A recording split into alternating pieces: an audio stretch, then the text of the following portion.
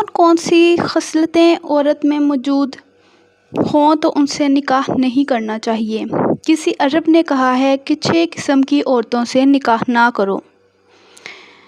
پہلی وہ قسم جو عورت ہر وقت کراہتی رہتی ہے، تھوڑی سی پریشانی پر واویلا مچانا شروع کر دیتی ہے، ایسی عورت سے نکاح نہ کرو۔ دوسری قسم ان عورتوں کی ہے جو خاوند پر ہر وقت احسان جتلائے کہ میں نے تیری خاطر یہ کیا وہ کیا، ایسی قسم کی عورتوں سے نکاح نہ کرو۔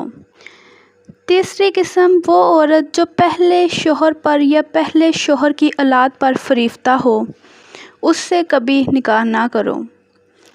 چوتھی وہ عورت جو ہر چیز کی خواہش رکھے اور اپنے شوہر سے مانگے، اس عورت سے بھی نکاح کرنے سے منع کیا گیا ہے۔ پانچویں وہ عورت جو ہر وقت بناؤ سنگار میں لگی رہے۔ چھٹی وہ عورت جو زیادہ بکتی رہے۔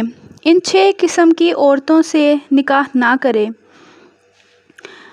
حضور اکرم صلی اللہ علیہ وآلہ وسلم نے فرمایا، یہ ترمذی میں حدیث ہے جو بیان کی جائے گی آپ کے ساتھ، کہ اللہ تعالیٰ بغض رکھتے ہیں زیادہ بکنے والوں اور منہ پھیلا پھیلا کر باتیں کرنے والوں پر۔